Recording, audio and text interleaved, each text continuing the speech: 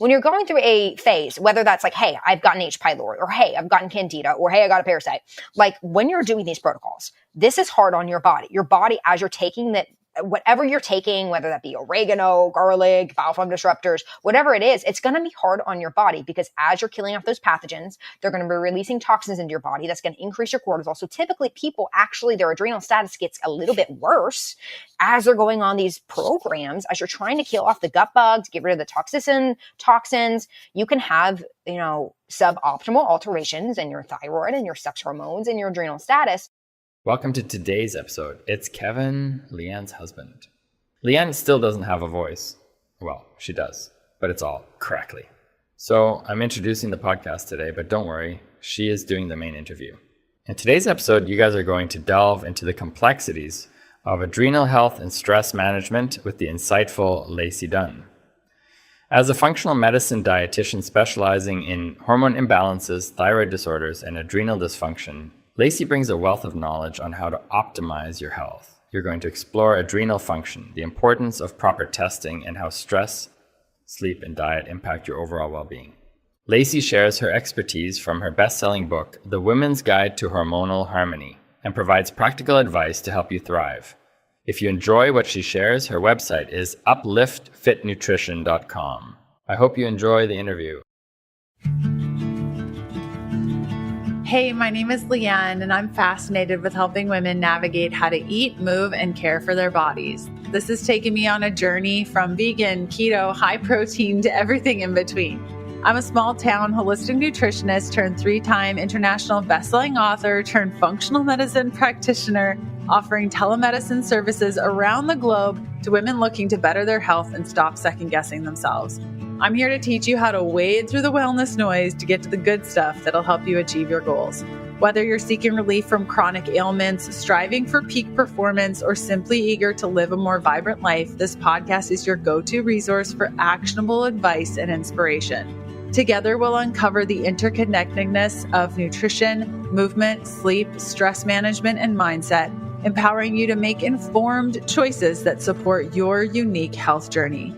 Think of it as quality time with your bestie mixed with a little med school so you're empowered at your next doctor visit. Get ready to be challenged and encouraged while you learn about your body and how to care for it healthfully. Join me as we embrace vitality, reclaim our innate potential, and discover what it truly means to pursue healthfulness.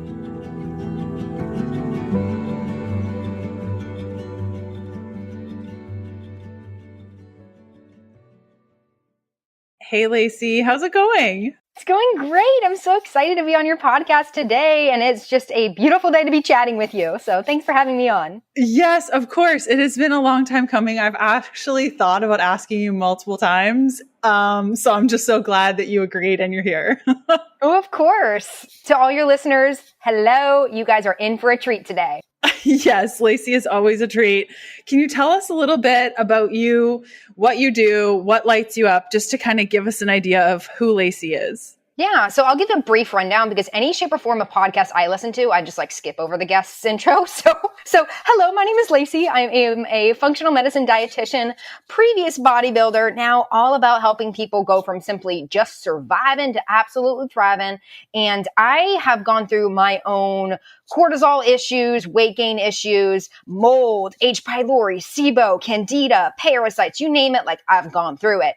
And honestly, all of that has made me just such a better clinician and has completely brought me even closer to God. So I'm all about helping people get back to their very best self, feel absolutely comfortable and happy with their bodies, but also getting them back to absolutely just living their best life. And that's who I am. I still love weight training. I have this adorable tripod dog I'm obsessed with, and I am just a Netflix junkie. So that's about it about me. So, okay, adrenal dysfunction, adrenal fatigue, where do you land on? Is it dysfunction? Is it fatigue? Is it something else? Before we kind of get into the what's happening here, how do you classify the adrenal situation? Yeah, that's a great question because quote unquote adrenal fatigue is something that a lot of people are trying to latch onto.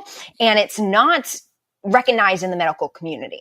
So there's different levels of what can go wrong with the adrenals. So we have clinical diagnoses such as Cushing's disease. So the body is just outputting a crap ton of cortisol. There's Addison's disease in which we no longer make a lot of cortisol. Then there's clinical situations with cortisol issues to where there might be a hypothalamic pituitary issue with different things like CRH, ACTH. So not to like confuse your listeners, but we have clinical diagnoses in which the adrenals are actually not doing the way that they're not working the way that they should. And then we have subclinical diagnoses where this is what we're talking about today, where the adrenals are adapting to some shape or form of stress. So for your listeners to know, cortisol is typically outputted in times of stress, inflammation, infection, and that stress can be anything that the body perceives as a stress. So it could be internal, it could be external, it could be physical, physiological, psychological. So whether that's mental, emotional, spiritual, physical stress, the body responds by outputting cortisol, epinephrine, norepinephrine. And when it does that, it's trying to get you to run away from the internal or external tiger. So cortisol is released, whether that's Karen from work pissing us off, or we fall, we have an injury, or we're just a busy mom, just go throughout the day. And essentially, over time, that cortisol being high for a period of time starts to adapt. And this is what we call the adrenal adaptation phase. And then after months to years, or after maybe a very stressful event like a car accident, loss of a loved one, injury, surgery, then we walk into the low cortisol phase. So it's not essentially that over time, our adrenals stop working. It's our adrenals are adapting to the environment. And instead of pumping out cortisol, they actually start pumping out more epinephrine and norepinephrine, different catecholamines. And we could talk about the different things that happen when it comes metabolically, but I want your listeners to know that we can't have clinical diagnoses of our adrenals no longer working correctly. That can happen. But today we're talking about how does our body adapt to that cortisol response, because that's what we are seeing for the most part with everybody nowadays, especially when it comes down to the post-COVID era, is the adrenals have adapted to this really high stressful response. And so it's not like they're not working. They're working. They've just adapted, and we have to get back to a healthier physiological state through diet, lifestyle, and supplementation. So what I'm hearing you say is the adrenals go through a period of almost overproduction, and then kind of the swing of, is it underproduction, or would you say it's underproduction of the cortisol?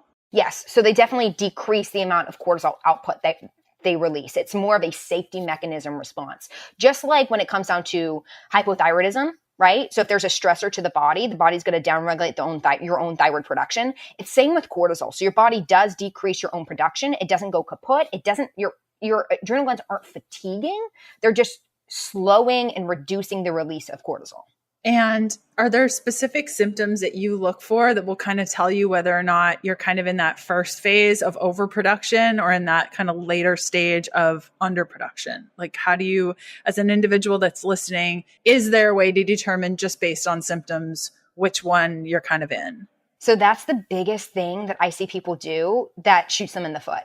They try and follow and chase these symptoms, and I'll list them out. But honestly, sometimes the symptoms of high cortisol are the symptoms of low cortisol. So that's the most important thing I want your listeners to get away from is you can have symptoms of, high cortisol, low estrogen, high estrogen, low thyroid, you name it. But that doesn't mean that that's always going to be the case for you, because you have so many other systems in the body that can create other different symptoms. So for the most part, or for an example, high cortisol, typically there's going to be this fight and flight mode, whether that's anger, irritation, there could be a tired and wired feeling, trouble sleeping, brain fog. We see like high fast heart rate, high blood pressure. Some people typically wake up in the middle of the night, and then we typically see a high blood sugar and weight gain around your middle section.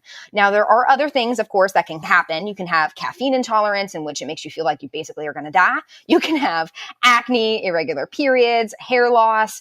Those are the typical high cortisol symptoms. And I overall like to think of high cortisol as just like you're getting, excuse my French, done. You're just getting it done. Some people don't even feel it. So after that, from high cortisol, it starts to change. So it goes from going overall high throughout the day, typically, to be more high or low throughout the day. So this is when we start going into the adaptation phases of cortisol, in which there might be afternoon energy crashes, trouble with waking up in the morning. There might be extra joints, joint pain, muscle aches. There might be this weird rebound in the evening. So feeling like you're not tired and wired, but you're feeling flatlined throughout the day. And then all of a sudden at night, you're like, ooh, I got a burst of energy. And then after that, we move into the low cortisol phase. And this is when we just lose everything. We lose our resiliency to stress. We lose our immune system. So typically people are getting sick all the time. They have chronic fatigue. They can't sleep. Now, some can actually just sleep all the time. There's dizziness upon standing. Sometimes there's like POTS involved, so orthostatic hypotension, low motivation, low libido, exercise intolerance. I typically see a big mood issue, so always anxious or depressed. And then salt and sugar cravings are huge when it comes down to the low cortisol because of the aldosterone effect. So kidney output and like how you're wasting away, potassium, wasting away sodium, retaining potassium. But the key thing with the low cortisol is I do see significant weight gain once you reach that low cortisol phase and you're just sick all the time and your gut is a mess. So the key thing I want people to remember is if you expect cortisol issues, there are things that you could do for both. But the best thing that you could do if you expect that there's a cortisol issue is to try and test your cortisol via a 4 or 6 point saliva test. Because the key thing is you do not want to throw something into the mix that is going to push you high cortisol if you have high cortisol. It's going to drop your cortisol if you have low cortisol. And I guess that's why it's really important to not willy-nilly just try an adrenal supplement and see what happens. Like, hey, I heard ashwagandha's good. I'm going to give that a try and see how that helps the adrenal situation. In some situations, you can do that. Yeah. But I know we've talked about this, Leanne. Some, like with adaptogens help the body to adapt to the stress response. But some adaptogens are energizing.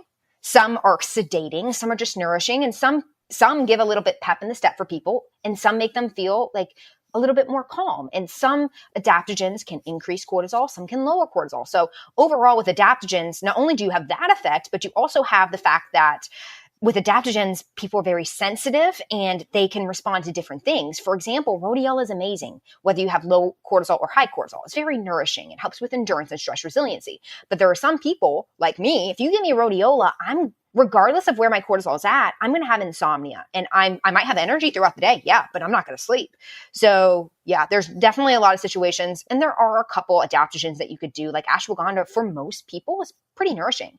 But if somebody is very sensitive to it and they have low cortisol, there's a chance that ashwagandha could crash them even further.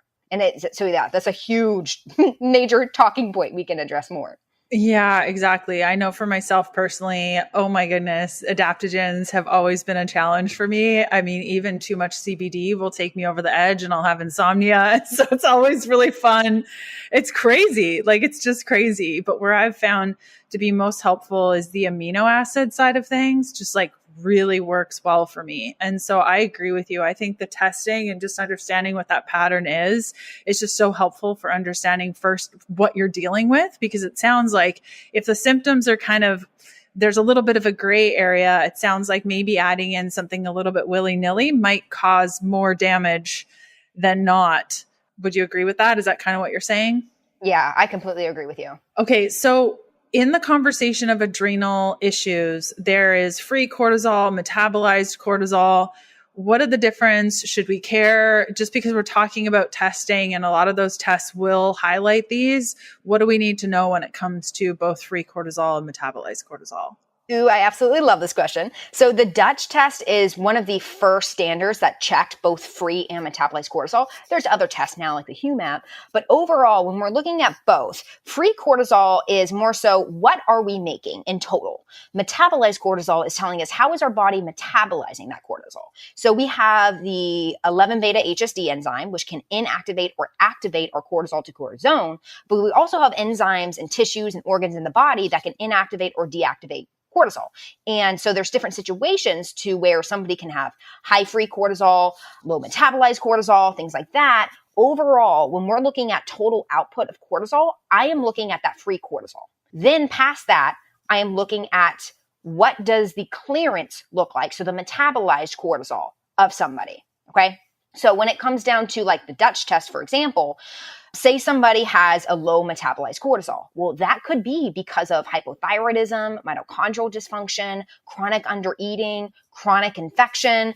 And if somebody has maybe high metabolized cortisol, normal free cortisol, that could be high insulin levels, obesity. So there's a lot of different situations in which that could be off. So the key thing is you have to address and look at both the the total cortisol and the metabolized cortisol to get the biggest picture of where does the entire body look like when it comes down to cortisol creation. Now, I don't always pull that. I find that looking at a salivary cortisol and then looking at all the other aspects of somebody's health, so their thyroid, their nutrient status or sex hormones, their symptoms, is a good enough clinical picture for me. But I do enjoy looking at the free versus metabolized cortisol as well.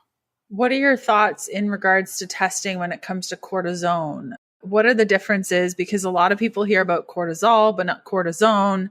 What's at play there? Yeah, so our body inactivates cortisol to cortisone when there is either too much cortisol in times of stress, infection, inflammation. So honestly, if I'm looking at somebody's Dutch or their adrenal panel and I'm seeing that their body is inactivating their cortisol, which is their active hormone, to cortisone, which is their inactive hormone, the first thing that my brain thinks is why? Why is the body trying to shut down that production or convert it over to the inactive form? So it might be that they just have a lot of cortisol pumping out. It might be a long-term stress response. However, if you have low cortisol and then your body is switching over to cortisone, then you can feel worse because you have even less cortisol. So I do love taking a look at it. It doesn't always change the game plan of action, but there are things that you can do to convert or prevent cortisol from transitioning into cortisone. So things like licorice can be very helpful. And that's via that 11-beta HSD enzyme. But yeah, I'm definitely a big fan when it comes down to testing. That can be a very useful tool. And the cortisol awakening response. Last question on testing. What do you think about it? Do you recommend? I know that some tests will add it in, or a lot of practitioners will look at this. What are we looking at when it comes to the cortisol awakening response? I freaking love the cortisol awakening response. I really do. So our cortisol awakening response is basically when we wake up in the morning, our hypothalamus activates through sunlight, activates our adrenal glands to start making cortisol. And this is very important to fight inflammation, to help with autophagy. So basically the killing of destructed red blood cells. I kind of think of like a Pac-Man. We're just like getting those toxins out and those bad debris. And that's very important when we're talking about making cortisol, but supporting our circadian rhythms. So cortisol is always and should be highest in the morning and lowest in the evening. So if you don't get a good cortisol awakening response, not only can that influence your energy levels, but that also can influence your body's ability to detoxify, fight inflammation. And over time, with a blunted cortisol awakening response, what we see is that transient effect in the rest of your cortisol. So typically then your body's either going to have a rebound in the evening, or we're going to see pretty much a flat line throughout the rest of the day. So that cortisol awakening response is extremely important. And the best way to support that really is making sure that you get active sunlight in the morning, or you can use a happy light. But the key thing is with a blunted cortisol awakening response, most of the time that's a long-term stress response, a response to not having sunlight in the morning, or a response from a flip-flop circadian rhythm from something like always traveling or night shift work. And it's not good. I mean, if you don't have that cortisol awakening response, you do significantly increase your risk of chronic disease, even, cancers and things that can develop via oxidative damage and oxidative stress to your tissues. I want to share something that's truly transformed my daily routine and overall well-being. Timeline Nutrition's MitoPure supplement. I've been taking it for about a year now, and I can honestly say it's been a game changer. I first heard about MitoPure through a trusted friend who raved about its benefits, and I decided to give it a try. Let me tell you, I am so glad that I did. The energy boost I get is incredible. Not only do I sleep better, but I can also push harder in the gym and recover faster. There was a point where I unintentionally ran out of MitoPure and I was without it for about 45 days. The difference was undeniable. I felt more fatigued, my workout suffered, and my overall energy levels just weren't the same. For me, taking MitoPure is all about investing in my long-term health and muscle strength. I want to be able to hike, run, lift, play, even into my 90s, and MitoPure helps make that possible. Now, here are a few things you should know about MitoPure and why it's so effective. Timeline, the company behind MitoPure, is a Swiss-based life science company and a global leader in urolithin A research. They spent 10 years developing this product. Urolithin A is a powerful postbiotic that you can't get from your diet alone. MitoPure is the first product to offer a precise dose of urolithin A to upgrade your mitochondrial function, increase cellular health, and improve muscle strength and endurance. Think of MitoPure as a little Pac-Man in your cells, chomping up damaged mitochondria that make you feel old and tired and recycling them into new healthy ones. Whether you prefer the convenient soft gels or the berry powder that you can mix into your yogurt or smoothie, MitoPure has a form that fits your lifestyle. And the best part, Timeline is offering 10% off your first order of MitoPure. Just go to timeline.com/KDP. That's TIMELIN.com/KDP for 10% off your first order. So the average woman listening is probably dealing with some sort of sleep issue because it's a very common issue right now, either not sleeping through the night or our brains are racing come 10 p.m. In regards to sleep, what are kind of the big pieces that you see, the big mistakes that women are making time and time again that are affecting their sleep, like maybe going to bed at different times or wearing or not wearing eye masks? Like, lay it on us when it comes to issues that we are making in our sleep. Yeah, honestly, I like to try and keep it as simple as possible. Most people are just exposing themselves to blue light and they're doing things that are too stimulating to their body. So whether that's, I love reading, but whether that's reading a intense psychological thriller or that's scrolling on your phone throughout the night, most people are doing things that are stimulating. And that's honestly, cortisol will absolutely prevent you from producing the amount of melatonin that you need. So regardless of even the blue light exposure, if you're doing something that's stimulating to your brain, for example, last night I got engaged, right? Super excited about it. And this is so funny that we're talking about cortisol, but my mind was just completely go, go, go. It was so excited. It was overflowing, thinking about what happened last night. So essentially with nighttime routine, you want to do things that are going to put you more into that parasympathetic, that rest and digest mode versus that sympathetic fight or flight mode. And those things involve physical, emotional, mental, spiritual. So I can definitely give strategies, but for the most part, for your listeners, most people, you should go into your nighttime routine at least 2 hours before you go to bed, block blue light, wear blue light blocking glasses, put on the filter, and then no scrolling. Absolutely, at least 30 minutes before you go to bed, because that scrolling is what, even though it might not prevent, melatonin from reducing down if you're wearing the blue light blocking glasses, it's going to kick up that dopamine, is going to kick up the norepinephrine, epinephrine, and it's addicting and it will prevent your sleep. And then what a lot of people don't do as well is they don't get access to moonlight. So our circadian rhythms are really tied to light, whether that's sunlight or red light, all different forms of our infrared lights. So a lot of people, they have all this white light in their home and they're blasting that, when in reality, we need more of that yellow dim light, and we definitely need that nighttime moonlight. So that's the first thing that I see. And then, of course, there's the people that are working out in the evenings. Their cortisol's through the roof after they work out. They can't sleep. They're not eating a snack or meal before they go to bed. So their serotonin is down. They're not calm. And then they might be waking up in the middle of the night because of an imbalance of blood sugar. And there's a lot of other situations. But for the most part, people need to calm the hell down, have a set routine, and do things that they enjoy that put them into a parasympathetic mode in the evening. And they're not doing that. Think about the moms that are just go, go, go, trying to get all, the meal prep done and all that type of stuff. You just can't do that if you want high quality sleep at night. You got to calm down. Yes, I think there are two things that annoy my husband the most. One is keeping all the kitchen cabinets open. I don't know why I do this. I've been in the kitchen because they're everywhere. Everything's open. And the second is my red lights at night. As soon as the sun goes down, I'm walking around the house, turning on all the red lights. It drives him crazy, but he's been married to me long enough to know that that's just the way that it is.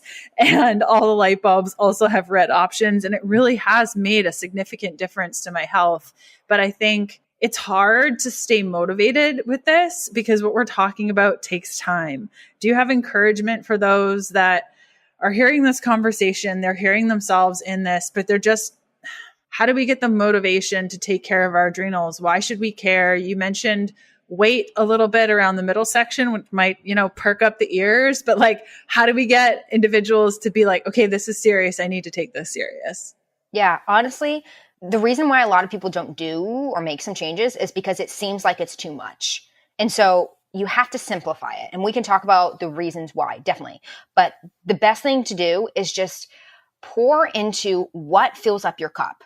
I like to say the best thing that you could do if you want to make it as simple as possible is make a list of things that stress you out on a day-to-day basis in your life. And then make a list of things that add to your life and make you feel more fulfilled. You want to reduce those energy drainers and increase those energy fillers. That in itself is going to help you with cortisol.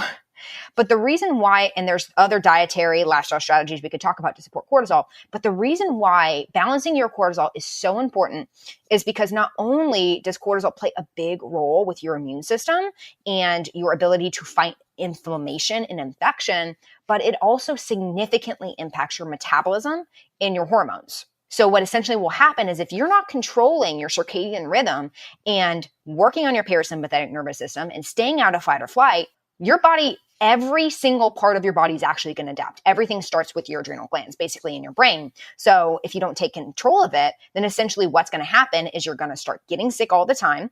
Your sleep's going to go to crap. Your thyroid's going to suppress. Your sex hormones are going to be wonky, whether that's you go into the estrogen dominance phase or you end up with low testosterone because of aromatization issues. And then you're just going to gain weight and you're not going to be able to lose it.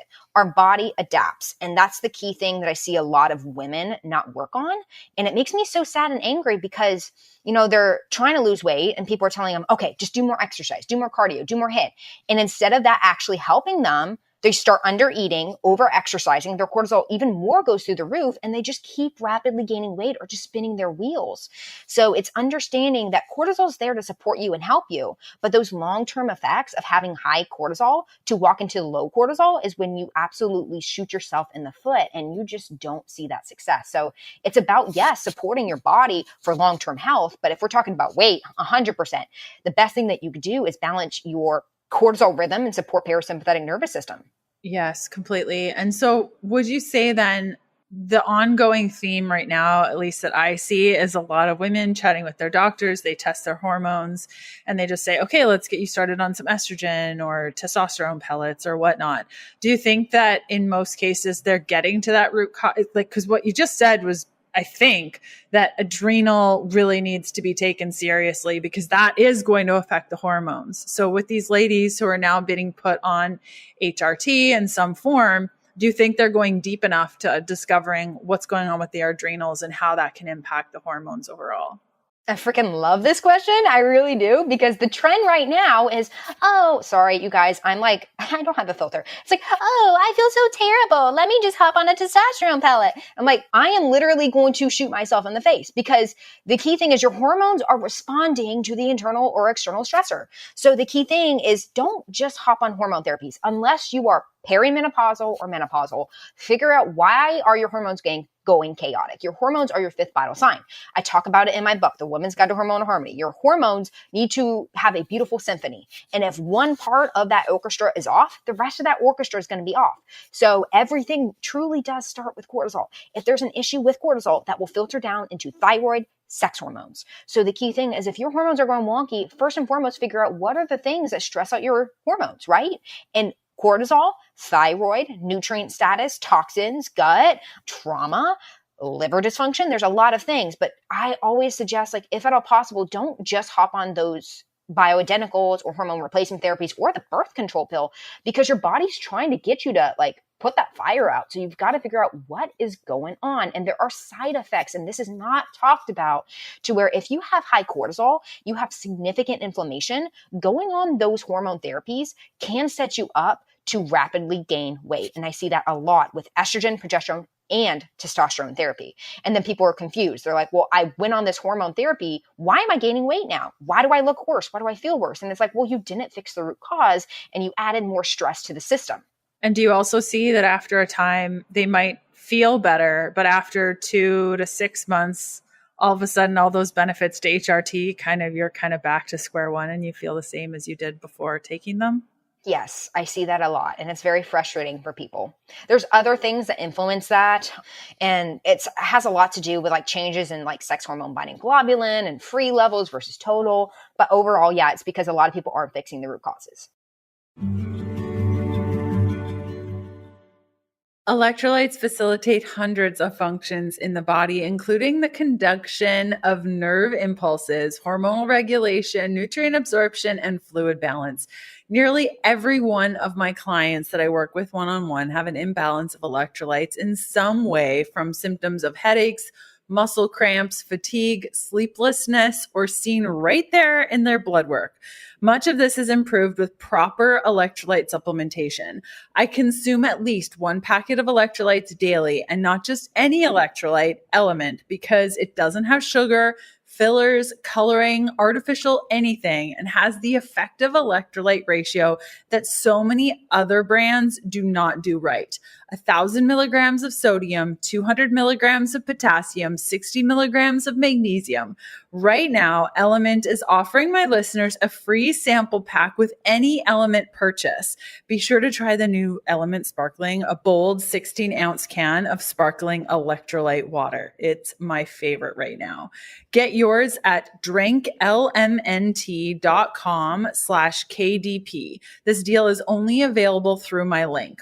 All orders made come with a no questions asked refund policy. Try it totally risk-free, and if you don't like it, they will give you your money back, no questions asked. Go to drinklmnt.com/KDP for your free sample pack with any order. So when it comes to the weight gain, a lot of people will call it cortisol belly, of just this thing that happens when they're stressed out and spazzed out and all the things. Do you have tips on, is it just a matter of, okay, I think I'm dealing with this adrenal issue, I think I need to test and go down that route? Or are there other things that they can do? You know, you've kind of hit on the inflammation piece, the diet piece. Is now a good time to talk about that? Or do you have other pieces in regards to the cortisol belly weight gain that you want to touch on in helping us understand what's going on there? Yeah, so essentially what really stimulates that kind of like weight gain around your midsection is alterations in your estrogen and your testosterone. So we do see with women in particular, yes, cortisol will stimulate your body to basically release glucose and no longer release fat. So that increases your chance of storage. But also your body starts shuttling your fat into your fat tissue in your midsection, and it kind of becomes like an andropause. So like a low testosterone male type of weight gain for women. So the best thing that you could do is support your body with insulin sensitivity. So the best way to do that is ask, okay, what carbohydrates am I consuming? How am I consuming them? And how can I support my blood sugar? And then what can I do to lower inflammation in my body? So I know for your listeners, many of them are coming from the low carb world, right? Well, when I say insulin sensitivity and balancing your blood sugar, I'm not talking about going low carb. In fact, that can make your cortisol levels even worse, because if you don't have enough carbs in your body is going to even further try and pump out cortisol to get your liver to dump glucose. And then you just got even more weight resistance, insulin resistance building, and potential weight gain, weight loss resistance. So the best thing that you could do is first and foremost, figure out, okay, how many calories do I need? What is my goal? How can I increase insulin sensitivity by maybe walking after meals,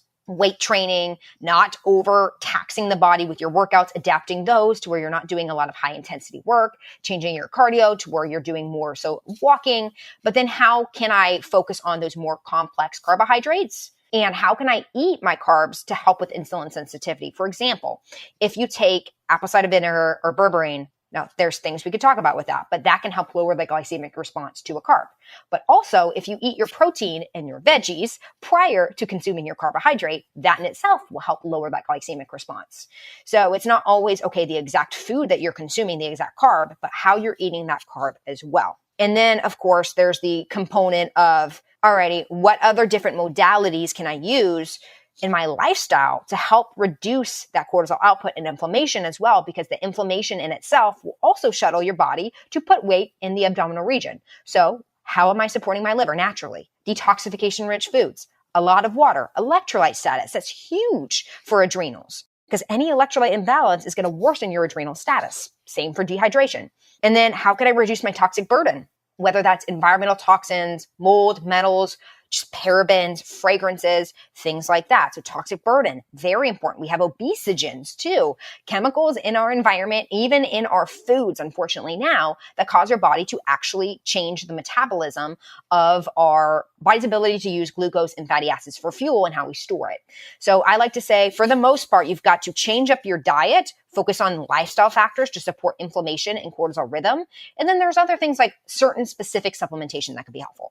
I'm glad that you touched on that, because as soon as somebody talks about insulin resistance or increasing our sensitivity, instantly the response is just cut the carbs.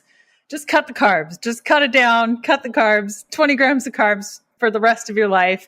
And it sounds like this might not be the way to go, and understanding how your body responds to those carbs and how you can kind of level out your glucose sounds like a better option.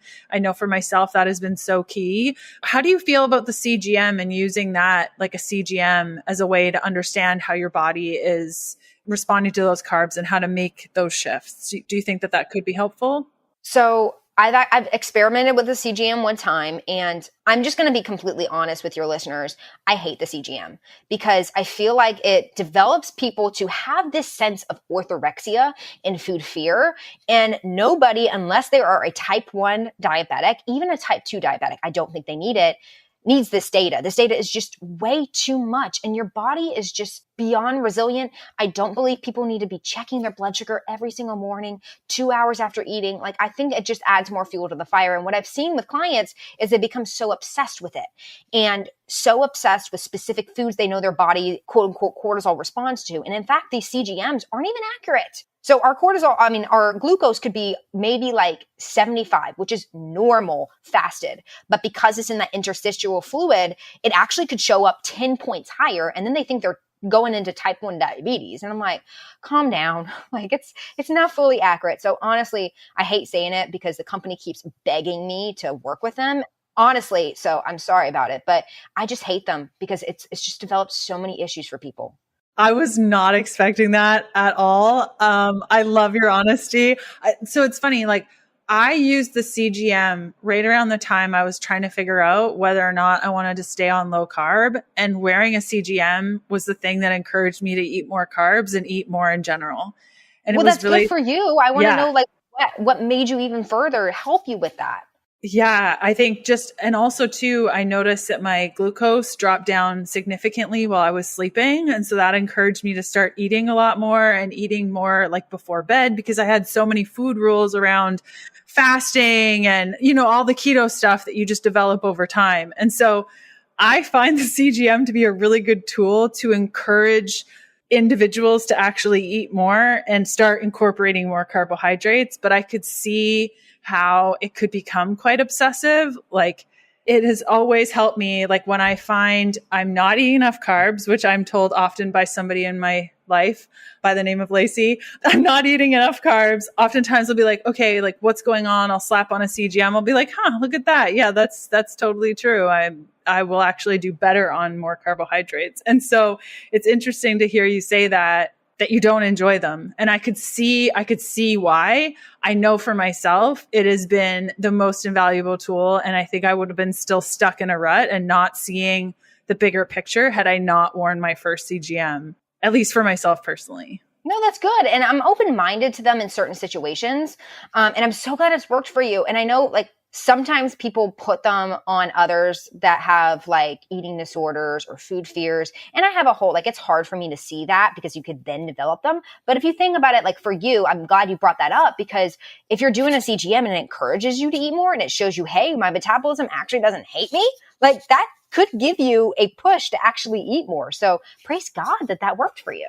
Yes. And especially eating more before bed. Like that has helped my sleep so much, like having a protein snack, a little bit of fat, a little bit of carbs before bed. And I sleep like a baby. And the CGM was very much a tool to that. I was waking up because my glucose was getting too low. And so that was like, hey, now I know, but I could see how it could be detrimental for some individuals, as all of these things can. I think when we make all of these things an idol and we put so much attention into it and we think if I just get to this next level, I'll be happy and things will be better. I think we have to understand that it's never going to be perfect this side of heaven. And that kind of like takes the pressure off a little bit. Would you agree? Yeah. And something I want to bring up too is like cortisol is not the demon that we need to run away from. We want cortisol in times of fight or flight, stress, illness, infection, working out. We want it there. And we shouldn't be scared of things that pump our cortisol. For example, my engagement. I'm not concerned about that, right? So there are things that we could do, lifestyle, diet, strategies with supplementation that can help our body with adapting to that stress. So it's not the fact that cortisol should be demonized. It's just we don't want this long-term cortisol response to where then our body's physiological processes are just going to go chaotic with us.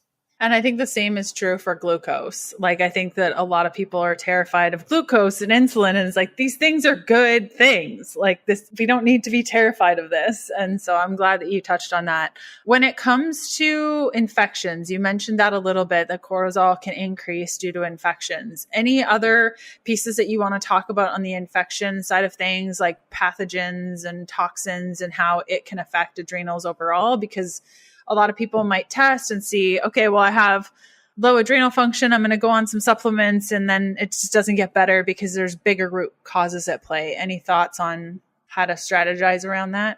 Yeah, there's a lot. So whenever you do, first and foremost, have a high cortisol output, that's fighting inflammation, but that's actually suppressing your immune system. And not only that, but it's causing potentially, normally, heightened intestinal permeability. So leaky gut. So those tight junctions in your gut are becoming damaged. Cortisol does that. And then you start developing a suppressed immune system, obviously, but then pathogen overload starts to happen, whether that's you're contracting, H. pylori, parasites, bacteria, and then you have reactivation of viral pathogens, whether that's, Lyme, Borrelia, Babesia. And the key thing is cortisol is an essential component to help fight inflammation and infections. And when you dip down into that low cortisol phase and you're trying to now fix these things, cortisol, not only is it there to help you actually get over that infection, but it's also there to help protect your cells. So I like to think of that cortisol like a fence around our cell here. So if we've got gut pathogens, toxicities, overgrowth, environmental toxins, and that cortisol is not there, we're low, we're tanked, and we're trying to do a gut phase. We're trying to work on Lyme. We're trying to work on our mold or heavy metals. Our body can't take that. We're going to feel like we got hit by a truck, and we're going to develop mitochondrial dysfunction, and the cells of our body are not going to be healthy and happy. And that's when we also walk into increase of what's called senescent cells. And we start developing a lot of oxidative damage, a lot of oxidative stress. Then we start developing mast cell issues. So the key thing is you cannot and you do not want to address any significant overgrowth, pathogen, toxicity if you have low cortisol. That's why it's extremely important, in my opinion. If there's something going on, you've got to work on the gut, you're working on toxicities, you've got to look at your adrenal glands, because if you don't, you can make yourself feel worse and get worse. So what you're saying is some of these protocols, when you start to add in antimicrobials and you're working through drainage and all those things, it can actually affect the adrenals more so. Yeah, and it really can. So for example, and this is hard to talk about, but when you're going through and I know you felt this too, when you've gone through, and I felt it too, when you're going through a phase, whether that's like, hey, I've gotten H. pylori, or hey, I've gotten candida, or hey, I got a parasite.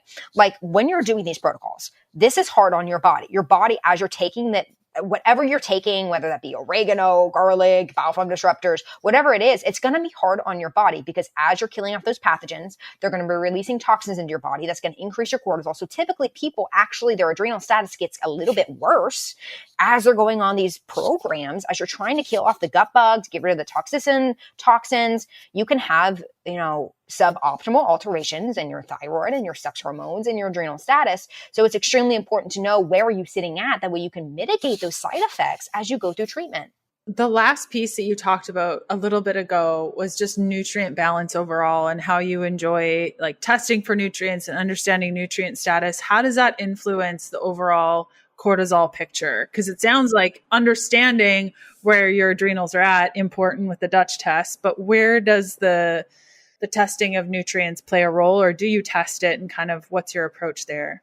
Yeah. So when it comes down to nutrients, we are not what we eat. We are what we digest, absorb, and assimilate. And I see a lot of people that are overfed and undernourished. And the key thing is, if we do not have the building blocks that we need to make cortisol, thyroid hormone, sex hormones, to go through, the Krebs cycle and have all our body make like our ATP and our energy and our neurotransmitters, we're going to feel terrible. So you cannot fix a long-term cortisol issue. You cannot fix a thyroid issue. You cannot fix a hormone issue until you've made sure that you have the nutrients that you need to have your body optimally thriving. So that's why I truly, and I hate seeing it because a lot of people have nutrient deficiencies and they're doing so well on their diet, but I'm so adamant you have to do nutrient testing, because unless you've made sure that you are completely got everything that you need, there are going to be alterations in your hormones, whether that's cortisol, thyroid, sex hormones. And with the fact that too, like with weight gain, you need all these B vitamins, amino acids electrolytes like potassium in order to have that insulin sensitivity.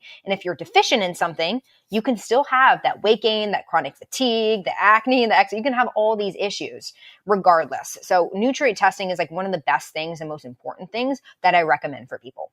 So those listening, they've come through this whole conversation and they're ready to kind of like take those first steps.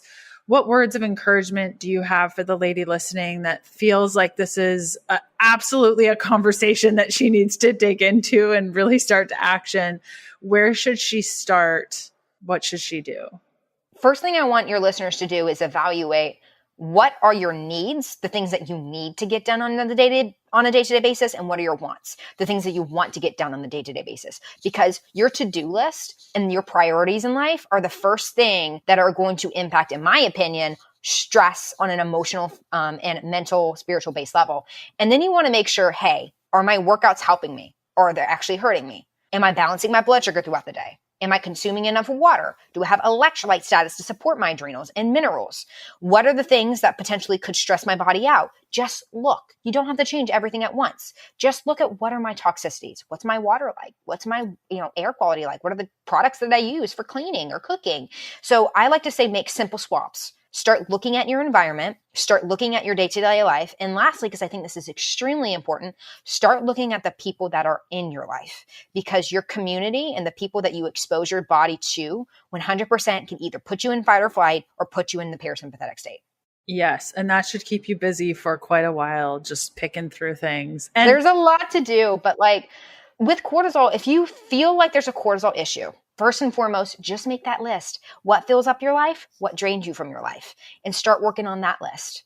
And I think the needs versus wants, I think it's so often we can put all people's needs in front of our own. And so you might notice on that list that you've created that there's actually nothing that actually sparks joy. So I encourage those listening to like actually work through that list full well, because it will make a big difference and you'll start to see patterns for sure.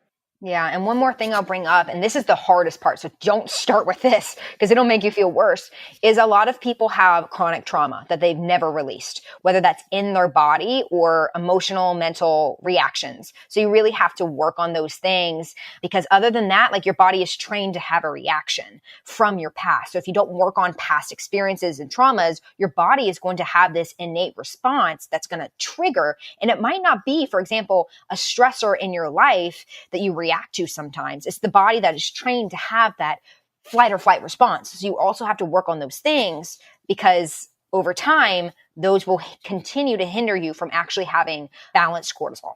Yes. Lacey, thanks for coming on the show today and dropping so many knowledge bombs. Where can people learn more from you and connect with you? Yeah, I love it. Thank you so much for having me on.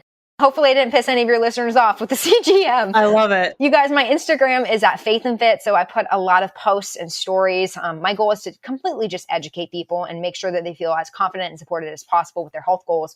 I also have a book, The Women's Guide to Hormonal Harmony. So that will give you the tools, knowledge, and confidence that you need to take your health back, but also your body back. And that's on Amazon.